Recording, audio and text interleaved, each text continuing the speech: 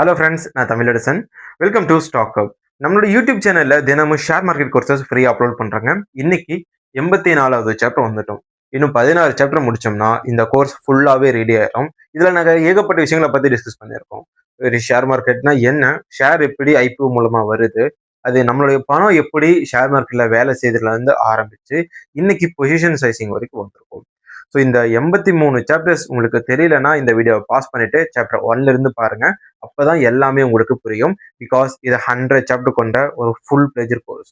இது நீங்க வெளியே 25,000 50,000 கொடுத்து கத்துக்கிட்டாலும் உங்களுக்கு கிடைக்காது. எல்லாம் முடிஞ்சது போக ஒரு இண்டிகேட்டர் வாங்க சொல்லுவாங்க. பட் இது வந்து ஆர்கானிக்கா இருக்கும். ஒரு ஃபோன் வச்சுட்டே நீங்க ட்ரேட் பண்ணி ஏர்ன் பண்ணலாம். ஸோ சப்போர்ட் பண்ணுங்க, நிறைய பேருக்கு ஷேர் பண்ணுங்க. அவ்வளவுதான். ஸோ இந்த வீடியோல நம்ம பொசிஷன் சைசிங் அப்படின்ற இம்பார்ட்டன்டான ஒரு கான்செப்டை பார்க்க போறோம்.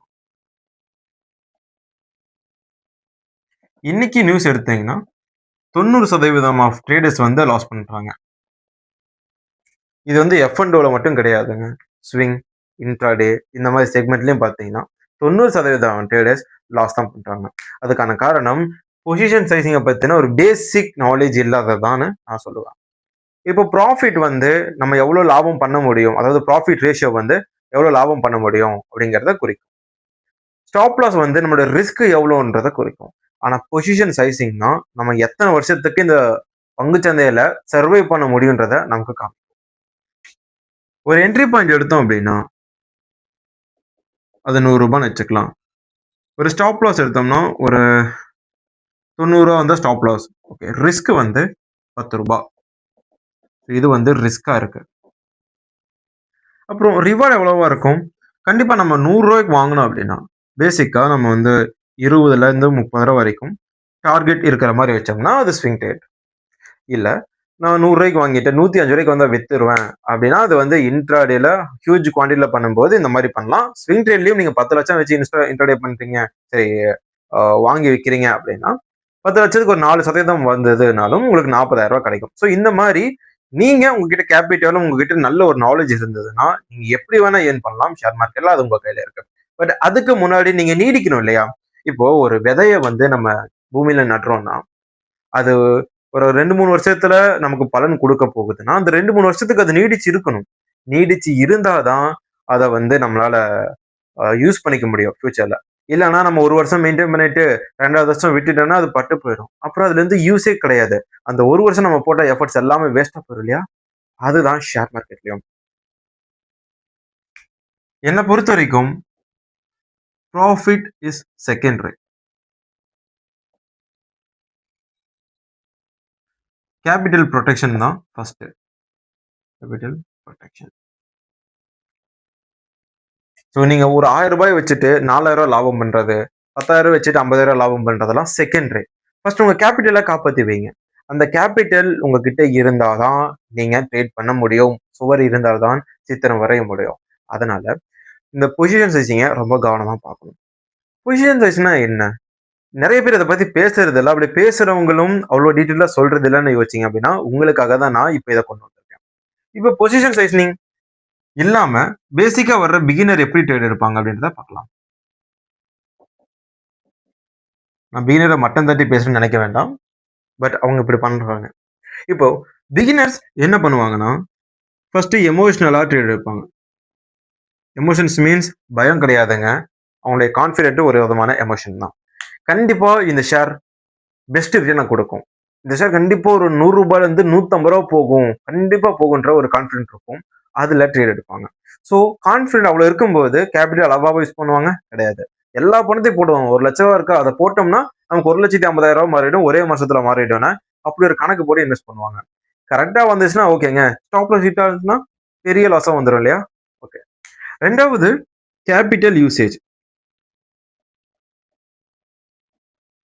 அவங்கள பொறுத்த வரைக்கும் 1,00,000 ரூபாய் கேபிட்டல் இருக்கா, அது எப்படி போட்டாலும் லாபம் தான் வரப்போகுது. அப்போ மொத்தமா போட்டோம்னா ஒரு பெரிய லாபமா வருமே. இல்ல எத்தனை அமௌண்ட் போடுறோமோ அந்த தான் ரிட்டர்ன்ஸ் வரும்ன்ற மாதிரி அவங்க கேபிட்டல் தான் ஃபோக்கஸ் பண்ணுவாங்க. உங்ககிட்ட 1,00,00,000 ரூபாய் கேபிட்டல் இருந்தாலும் அதை மினிமம் 6 to 10ல வந்து நீங்க ஸ்பிட் பண்ணி இன்வெஸ்ட் பண்ணணும். 10,000 ரூபாய் இருந்தது அப்படின்னாலும் மினிமம் 4 பங்குலையாவது இன்வெஸ்ட் பண்ணணும். 4 பங்குல இன்வெஸ்ட் பண்ணா 2,500 2,500 தான் இன்வெஸ்ட் பண்ண முடியும். ஓகேவா? பட் அந்த 2,500 2,500 ரூபாயில 2 பங்கு வந்து 10% உங்களுக்கு ப்ராஃபிட்ட குடுத்துருச்சு. மீதி 2 பங்கு வந்து 4% நஷ்டம் குடுத்துருச்சு அப்படின்னாலும், உங்களுக்கு எவ்வளோ வரும்? ரூ. 2,000ல 4% அப்படிங்கிறது ரூ. 100. அப்போ நீங்க இன்வெஸ்ட் பண்ண 2,500, 2,500, 2,500, 2,500 இந்த மாரி ரூ. 10,000 இன்வெஸ்ட் பண்ணியிருக்கீங்க. டைம் உங்களுக்கு 10% கிடைச்சுச்சு. தட் மீன்ஸ் ரூ. 250. செகண்ட் டைம் 4% லாஸ் வந்துருச்சு. அது ரூ. 100. தேர்ட் டைம் 10% கிடைச்சிருச்சு. தேர்ட் ஸ்டாக்ல 250. ஃபோர்த்ல பார்த்தீங்கன்னா, அதே மாரி 4% ஸ்டாப் லாஸ் ஹிட் ஆயிருச்சு. ரூ. 100. ஸோ ஆக மொத்தம் கேப்பிட்டல் எம்ப்ளாய்டு. கேப்பிட்டல் உள்ள போட்டது. இப்ப இது வந்து அ நீங்க பிசினஸ் பண்ற மாரி தான் கணக்கெடுக்கணும். கேப்பிட்டல் எம்ப்ளாய்ட்னா எவ்ளோ கேப்பிட்டல் உள்ள போட்டிருக்கீங்க அப்படிங்கிறது. ரூ. 10,000 போட்டிருக்கீங்க.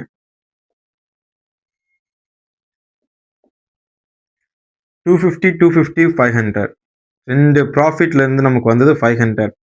அதுலேருந்து லாஸ் ஆன ஒரு 200 மைனஸ் பண்ணோம் அப்படின்னா, நம்மளுடைய ஒட்டுமொத்த ப்ராஃபிட் P&L ரூ. 300 இருக்கும். புரிஞ்சுதா? இப்போ நீங்க 10%, 10%, 20% ப்ராஃபிட் வந்து பண்ணீங்க. 4%, 4% 2 ஸ்டாக்ல நஷ்டம் ஆயிடுச்சு. ஸோ ஆக மொத்தம் உங்களுக்கு ரூ. 300 இருக்கு. ஸோ ஒரு மாசம் ஃபுல்லா நீங்க ட்ரேடு பண்ணியும் உங்களுக்கு இப்படி நடந்தது அப்படின்னாலும், நோ ப்ராப்ளம். ஏன்னா, இந்த மாசம் உங்களுக்கு ரூ. 10,000 இருந்தது. அடுத்த மாசம் 10,300 இருக்கும். இப்போ இதுக்கு 3% அப்படின்னா, உங்களுக்கு வந்து ரூ. 309 லாபம் கிடைக்கும் அடுத்த மாசத்துக்கு. ஸோ இந்த மாரி கிராஜுவலா நீங்க ஒரு மாசத்துக்கு 3% பண்ணாலும், வருஷத்துக்கு உங்களுக்கு 36%. அப்போ உங்களுக்கு 3 வருஷத்துல அது அப்படியே டபுள் ஆகுது. 3 வருஷம் நீங்க வச்சிருந்தீங்கன்னா, ரூ. 10,000 உங்களுக்கு ரூ. 20,000 மாறிடும். ஸோ சின்ன ஒரு கணக்கு தான். பட் இது காம்பவுண்டிங்ல உங்களுக்கு வந்து 25,000 இல்ல 30,000 கூட அது மாற வாய்ப்புகள் இருக்கு. ஸோ இந்த மாரி சான்சஸ் இருக்கு. ஆனா, இதுல சீக்வென்ஸ் ஆஃப் ரிட்டர்ன் தான் ஃபர்ஸ்ட் இருக்கிறது. நீங்க எல்லா ட்ரேட்லயும் ப்ராஃபிட் பண்ண முடியாது. பட் நீங்க வச்சிருக்க ரிஸ்க் ரிவார்ட் ரேஷியோ அதிகமா இருக்கும் பட்சத்துல, உங்களால கண்டிப்பா சர்வை பண்ண முடியும். ரொம்ப வருஷத்துக்கு உங்க கேப்பிட்டல் அ வந்துகிட்டே இருக்கும். அவ்வளவு சீக்கிரம் குறையாது. ஸோ இந்த பொசிஷன் சைசிங் நீங்க யூஸ் பண்ணும்போது உங்களுக்கு ஒண்ணுமே தெரியாட்டியும் கூட, உங்க கேப்பிட்டல் உங்களுக்கு மொத்தமா கைய விட்டு போகாது. நீங்க பண்ண மிஸ்டேக்ல இருந்து கத்துக்கிட்டு வெளிய வர்றதுக்கு கூட இந்த கேப்பிட்டல யூஸ் பண்ணிக்கலாம். ஸோ நம்ம RRன்னு ஒரு விஷயத்த வந்து பார்ப்போம். Risk and reward. இத வந்து ட்ரிபிள் சொல்லுவாங்க. ரிஸ்க் ரிவார்ட் ரேஷியோ அப்படின்ட்டு. இப்போ நான் 10% வந்து டார்கெட்டா வச்சிருந்தேன். 4% வந்து ரிஸ்க்கா வச்சிருந்தேன். ஸோ ரிஸ்க் வந்து 1 மடங்கு, ரிவார்ட் வந்து 2 மடங்கு. சொல்லப்போனா 2.5 வந்து வச்சிருக்கேன். ஸோ அப்போ நான் யூஸ் பண்ற கேப்பிட்டல்ல எனக்கு ஒரு தடவ நஷ்டமாச்சு அப்படின்னா, அத வந்து அடுத்த ஒரு என்ன வந்து பெருசா பாதிக்காது.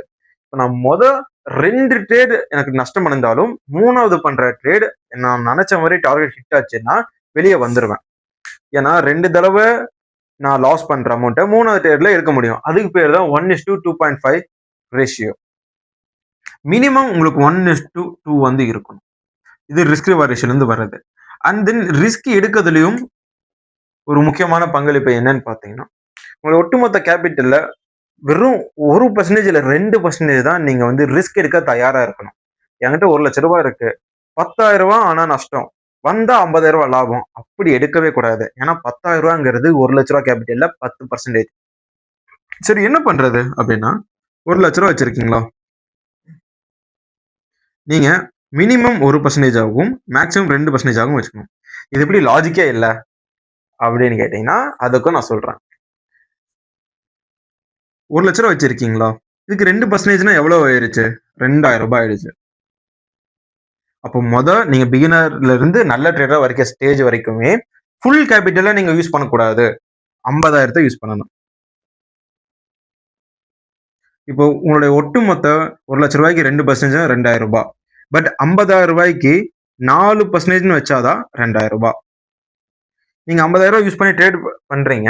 உங்களுக்கு வந்து ரூ. 2,000 ஸ்டாப் லாஸ். ஒட்டுமொத்த கேபிட்டல்ல ரூ. 2,000 வந்து ஸ்டாப் லாஸ் ஆகணும் அப்படின்னு முடிவு பண்ணிட்டீங்க. நீங்க ரூ. 50,000 ஒரு ஸ்டாக்ல என்டர் ஆகும்போது 4% ஸ்டாப் லாஸ்ன்னு போட்டுட்டீங்க. ஓகேவா? ஸோ 4% ஆச்சுன்னா 2000 நஷ்டமாகும். ஸோ இந்த ரூ. 2000 ரூ. 1,00,000 பார்க்கும்போது 2% தான். ஸோ ஃபர்ஸ்ட் ரூல நீங்க பிரேக் பண்ணல. வாட் இஃப் இது 4% நஷ்டமாகாம 15% ஏறிடுச்சுன்னா என்ன பண்ணுவீங்க? ஸோ 15% ஏறும்போது உங்ககிட்ட ரூ. 7,000 லாபம் வரும். புரிஞ்சுதா? ஸோ அடுத்த ட்ரேட் பண்ணும்போது உங்களுடைய கேபிட்டல் ரூ. 1,07,000 இருக்கும். இப்ப அதுக்கு 2% நீங்க லாஸ் எடுக்கலாம், ரிஸ்க் எடுக்கலாம்னு பார்த்தீங்கன்னா, உங்களுக்கு ரூ. 7,000க்கு ரூ. 140 கிடைக்கும். ஆல்ரெடி இருந்த ரூ. 2,000. இப்ப உங்களுடைய ரிஸ்க் கெப்பாசிட்டி ரூ. 2,140 மாறிடும். புரிஞ்சுதுங்களா? 2,140 உங்களுடைய ரிஸ்க் வந்து உயரும். உங்க கேபிட்டல் உயர உயர ரிஸ்க்கும் உயரும், ரிவார்டும் அதுக்கேத்த மாதிரி இது டிராவல் ஆகி போயிட்டே இருக்கும். நிறைய பேருக்கு புரியாது. ரூ. 1,00,000 2% ஸ்டாப் லாஸ்னா எப்படி வைக்க முடியும்? அப்படி கிடையாதுங்க. ஒட்டுமொத்த கேபிட்டலுக்கு 2% அப்படின்னா, உங்களுடைய ட்ரேட்ல அது எப்படி கன்வெர்ட் பண்ண முடியும்னு பாருங்க. ஓகேங்களா? இப்ப நான் பாதி கேபிட்டல் யூஸ் பண்ணதுனால எனக்கு ரூ. 50,000க்கு 2,000 நஷ்டமானா போகுதுன்னா, முழு கேபிட்டலுக்கு 2% ரூ. 2,000. ஆனா ரூ. 50,000க்கு அது 4%. இப்ப இன்னொரு நல்ல ட்ரேட் இருக்கு. ஆனா 6% ஸ்டாப் லாஸ் இருக்கு அப்படின்னா, ரூ. 50,000 வச்சு என்ட்ரி எடுக்கும்போது ரிஸ்க் வந்து 3,000 இருக்கும். இப்போ ரூ. 1,00,000 இது வந்து 3%. ஸோ ரூல் நம்பர் 1 நம்ம பிரேக் பண்றோம். ஸோ பிரேக் பண்ணாம இருக்க என்ன பண்ணணும்? ரூ. 50,000 வாங்குற இடத்துல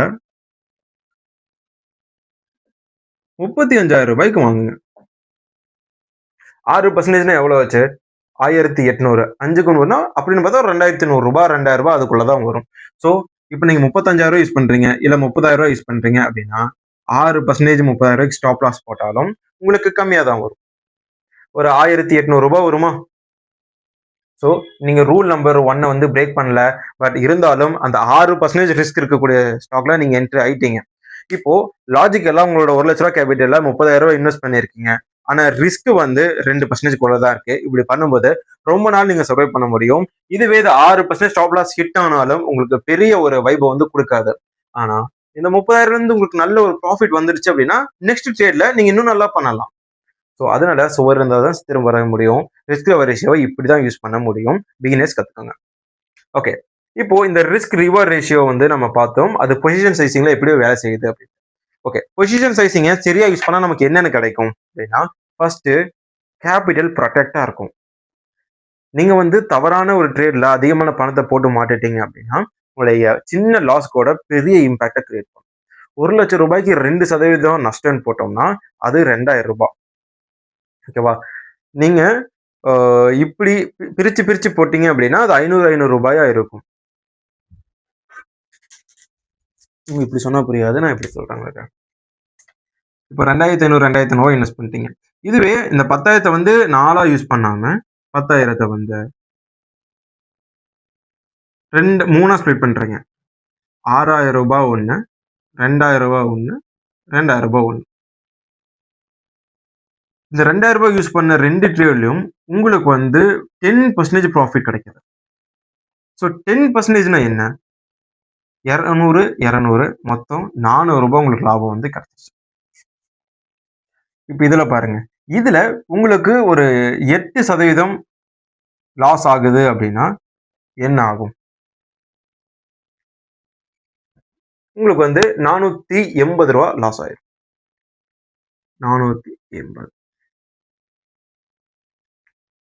இப்போ இதுல வந்து உங்களுக்கு 200 கிடைச்சது. 2,000 யூஸ் பண்ண ட்ரேட்ல 10% உங்களுக்கு லாபம்னா ரூ. 400 கிடைச்சது. இதுல சார்ஜஸ்லாம் போக ஒரு ரூ. 380 கிடைக்குது. அதுதான் உங்களுடைய லாபம். இதுல 8% உங்களுக்கு நஷ்டம் கிடைக்காது. பெர்சன்டேஜ் படி பார்த்தோம்னா இது ரெண்டும் 10% நல்ல லாபம் தான். பெர்சன்டேஜ் வைஸ் பார்த்தீங்கன்னா இது கம்மி தான். பட் இருந்தாலும் அமௌண்ட் அதிகமா போட்டதுனால இது ரூ. 480 நஷ்டம் ஆயிடுச்சு. இப்போ இதுக்கு புரோக்கரேஜ் சார்ஜஸ்லாம் போகுமா? அப்படி பார்க்கும்போது இது ஒரு ரூ. 500 மாறிடும். ஸோ ரூ. 500 உங்களுக்கு லாஸ், ரூ. 380 ப்ராஃபிட். இதை மைனஸ் பண்ணா ரூ. 120 உங்களுக்கு மைனஸ்ல போகும். ஸோ உங்களுடைய ரூ. 10,000 கேபிட்டல் இருந்து ரூ. 120 காணாம போயிடும். சரிங்களா? ஸோ இதனால நான் சொல்றேன், நீங்க தவறான ஒரு முடிவை எடுத்துட்டீங்கன்னா உங்களோட கேபிட்டல்ல பெரிய அமௌண்ட் லாஸ் ஆவே போயிடும். அதனால அதை தடுக்க பொசிஷன் சைசிங் தேவைப்படும். செகண்ட் ஒன், ஃபியர்ல எப்பவுமே வித்துட்டு வெளியே வராதீங்க.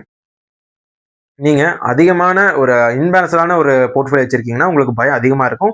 ஏன்னா கேபிட்டல் சடனா வந்து அதிகமா கம்மியாகும்போது பயம் வரும். ஸோ அந்த பயத்த தவிர்க்கறக்கு, அந்த ஸ்ட்ரெஸ்ஸ வந்து கம்மி பண்றக்கு பொசிஷன் சைசிங் ரொம்ப யூஸ்ஃபுல்லா இருக்கும். அண்ட் 3வது சர்வை பண்றதுக்கு இது ரொம்ப ஏதுவான ஒரு கான்செப்ட்டா இருக்கும். இதுல ரிஸ்க் ரிவார்டியே வச்சிருக்கும்போது நீங்க பிகினரா இருந்தாலும், உங்களுடைய தவறான மோசமான முடிவுகள் உங்களுடைய கேபிட்டல ஒரே நாள்ல அழிக்காது. ஓகேவா? அண்ட் தென் ஸ்ட்ராட்டஜி ரொம்ப முக்கியங்க. இந்த ஸ்ட்ராட்டஜி எவ்வளவுதான் நீங்க நல்லா வச்சிருந்தாலும், பொசிஷன் சைசிங் சரியா இல்லன்னா லாஸ் தான். ஓகே. இந்த வீடியோ என்னால முடிஞ்ச அளவுக்கு சிம்பிளா வந்து எக்ஸ்பிளைன் பண்ணியிருக்கேன். இது பிடிச்சிருந்தா லைக் பண்ணுங்க. தேங்க்ஸ் ஃபார் வாட்சிங். டாடா. பாய்.